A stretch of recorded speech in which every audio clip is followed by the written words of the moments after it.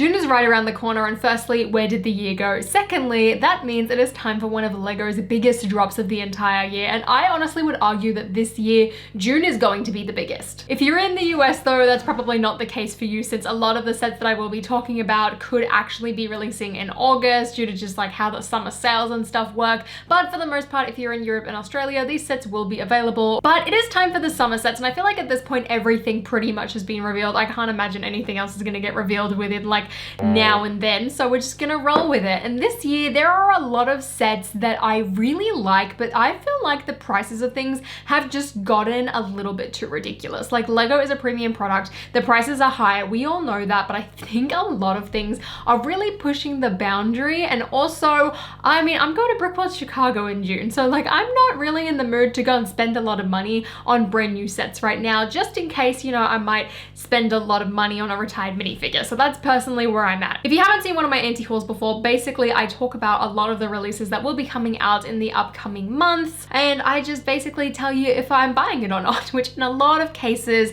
I'm waiting on majority of things or just will not be purchasing much at all. Now for June, we have 3 giant direct-to-consumer sets. The 3 that will be coming out are firstly the Pac-Man arcade, secondly the Batcave, and last and certainly not least, the Ninjago City markets. Now starting off with Pac-Man, I mean, I've played Pac-Man most of the time that was online, so I don't have an attachment to an arcade machine. The promotional video as well, I don't know, it was a little bit odd to me. I wasn't a huge fan of it. The play features do look pretty cool though. It is the cheapest of the 3, but even still, just kind of looking at how empty the inside is, I question if you're getting a lot of value for that money necessarily. I mean, overall, my favorite part of it is a little like brick built Pac-Man and the ghosts. They are super cool, and I kind of want to try parting it out. Otherwise, like, Pac-Man is an easy pass for me. Ninjago City markets as well. I don't have any of the buildings. The markets, to me, they feel a little bit empty on the inside personally. A lot of people keep telling me that the minifigure selection is like really the draw to this set, and like I haven't watched Ninjago besides like the first season and then the first and last episode. That one again, easy pass for me. I'm not a fan of it. It's not for me. And then lastly is the Batcave. Now this is something that I was really looking forward to, and I mean, I like it, but I also like, I'm not in love with it. It doesn't amaze me. There are definitely a lot of things that I wish were different or that I would want to improve upon, and really the main draw for me was going to be the minifigures. I was planning on buying the Penguin, and I was planning on buying Catwoman, but Catwoman doesn't have leg printing. I know it's just one of those like really little things, but I think with Michelle Pfeiffer's Catwoman, that was kind of needed. So like, I'm just gonna stick with my Batman sets. One day, hopefully I'll be able to have a Batcave. It's always been a dream of mine. Like I mentioned in my video about it, I grew up watching Forest Fire. I always wanted a Lego Batcave, and like, this is close, but it's also like a giant box that personally in my collection and in my space, I don't have the room for. Now in June, it also means that it is our big Harry Potter summer drop, and this year I'm not feeling it. I mean, just in general, I made an entire video being like, look, I'm not gonna be a Harry Potter completionist anymore. I've just come to the realization that that is not sustainable for me. Not with the amount of remakes that they are doing, not with the amount of themes that I'm interested in, and just not with the amount of just kind of like random builds that they're doing. So this year, for the first time in quite a while, I'm not even gonna review all of the Harry Potter sets, mostly because of number 1, the Quidditch trunk. This set, I mean, firstly, the original trunk, it was interesting to try out, but like ultimately, I didn't like that set. Currently, it's on sale on lego.com, which I find really ironic, given the fact that the Quidditch trunk is more expensive and more or less the same set. This price point is like disgraceful. Like, to be frank, I cannot believe that it is priced the way it is. It seems like an absolute total ripoff. This set does not feel like it is worth the value, and like, I kind of want to review it to like talk about that fact, but at the same time, I don't want to spend over 100 Australian dollars on that just to be like, hey, look, I don't like it, and then like resell it afterwards. To me, that is a waste of time. It is a waste of my money. I'm not going to be buying it. I know that it's not a set that I'm probably going to enjoy either. Like, if it gets significantly discounted, maybe I'll try it out, but ultimately I don't even want the set in my collection. And the price is especially bad when you compare it to the other set that I definitely will not be buying, and that is the buildable Patronus. Again, this set just doesn't make sense. Like, if I want a Patronus, why would I spend that amount of money on this. I mean, at first, admittedly, I didn't realize that the Harry Potter had arm printing. I thought that was pretty cool, and I'll probably buy that minifigure, and maybe Lupin as well. The builds, they do look good. It's just the color scheme of it I'm not really 100% sold on. It just feels like we kind of just like threw every different color of blue at it, and we really didn't decide what was going on. Of like remolding parts would have been too expensive, so it kind of just feels like a big like jumbled color mess. I love the fact that it's a 2-in-1 build. I thought that was pretty cool, but again, I'm not gonna buy this. I'm not gonna review this. I don't care about it. I'll buy the Harry Potter minifigure eventually in like a couple of months when he's not super expensive, and I'll call it a day. Moving on to Star Wars, at least in Australia and Europe, there is one LEGO Star Wars set that is releasing, which is the 4+ Jedi Temple. Now, this is one of my favorite 4+ sets to ever exist, and it is on my anti-haul list, even though I guess it kind of shouldn't be, because realistically, I will be buying it on the 1st of June. However, it's not for me, it's for Sans. But I wanted to put it on this list because this set is so cool. I mean, I'm not 4 years old. Firstly, I don't have a 4-year-old either. So like, I don't know anyone in my life besides, unless you're a Star Wars and specifically a Yoda fan, who would want this. So like, for me, it doesn't make sense on buying it. But the minifigures and the design and the prints in this set are so cool. I really, really like this one. But yeah, it's just, I'm not buying every Star Wars set, so what's the point? Currently, 2023 has been an amazing year for LEGO Disney, and at least in Australia, I know the Disney CMF are coming out in June. However, I own all of them already. I got very, very impatient with them and bought them all for probably more than I should have, but that's okay. However, some other Disney sets that are coming out this month include this Disney art set with like a ton of little mosaic things, and like the instructions, or at least pictures of all of the mosaics, got posted, and really the only one I want to make is like the Toy Story alien. There were some other really cute ones, but for the price of this set, I don't really care. I'll probably buy the artist Mickey, maybe. I don't know. It's a cool concept, but it's just, it doesn't seem like, I don't know, something that I would particularly want out of a LEGO set. This very much seems like it is made for Disney fans. That's okay. The villains icons, though, I don't know if it will go on sale, but literally I'm gonna get it. I just don't have time to do it, so I'm gonna wait on that. But also, double VIP points is coming on like the 9th of June, so I mean, if you're looking at buying any of those sets, maybe just wait for the 9th of June anyway, so you can get more for your money. Up to you. If you're a promo fan, maybe not, but you know, that's a thing in case you didn't know. Now, if you watch me regularly, you would know that I don't really buy LEGO Friends. Never have, probably never will. However, I really wanted to talk about the Botanical Gardens. Again, I will not be buying any Friends. I don't need it. However, I need to talk about this set because it is so pretty. This build is absolutely gorgeous. I love the model for this. It is so beautiful. It is so elegant.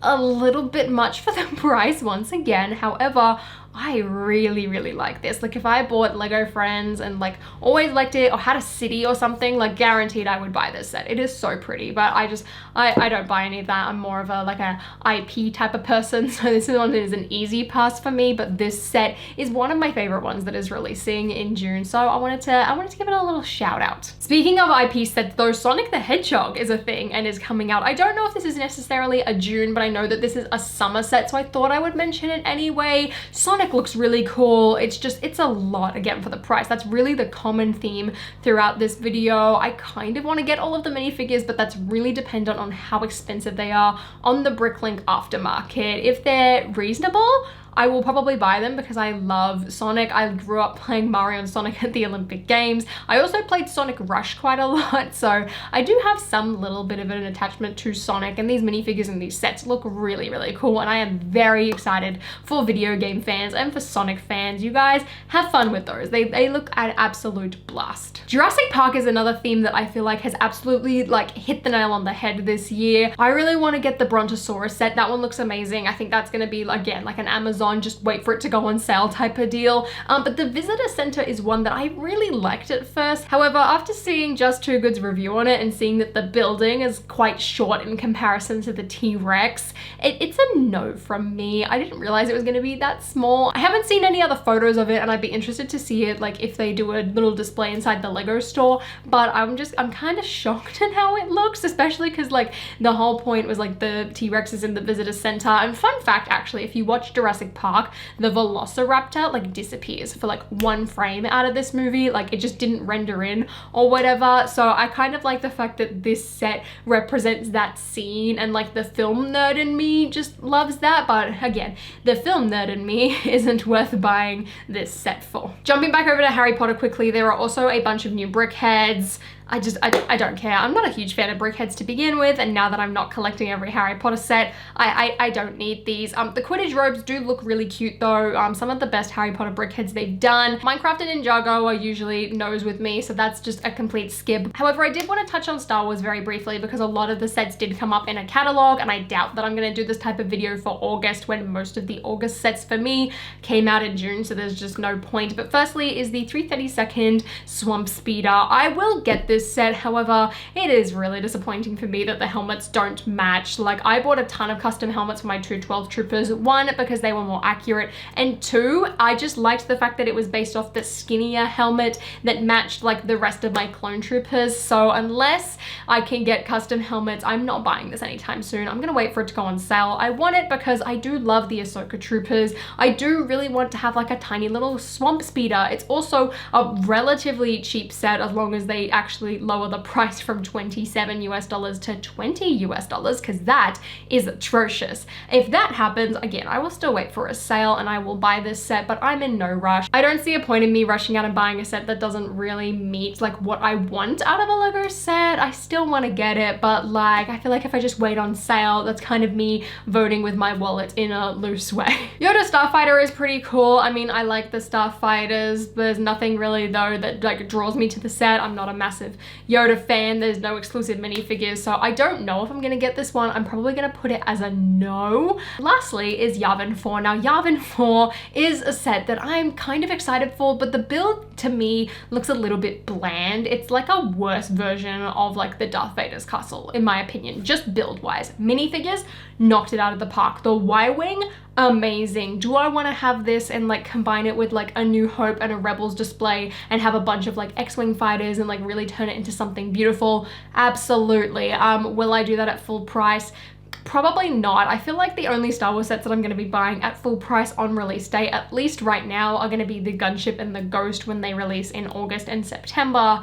But I'm just, oh, I guess it's August. Maybe they're both September. And with Star Wars as well, each year I promise myself to get like one set on release day. And since there's like drops in August and September this year, I might just put all of the August wave on the back bench and then buy the Gunship and the Ghost on release day in September instead, and kind of just shift my budget over that way, because at least in my mind, I'm like, look, if the builds suck, I'm probably gonna buy it more for the minifigures. I care more about those characters than I do the ones in the Yavin set. However, those are beautiful. I have no complaints about them. They look amazing and I cannot wait to get a better view of them.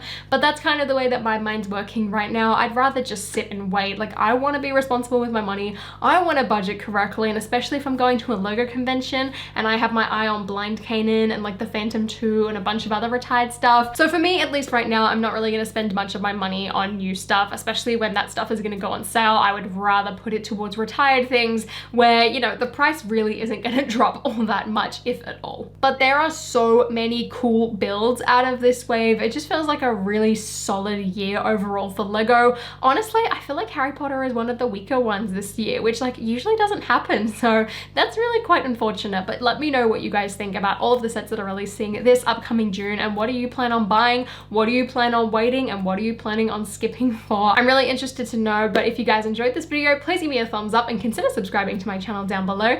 And until next time, guys, I'll see you later.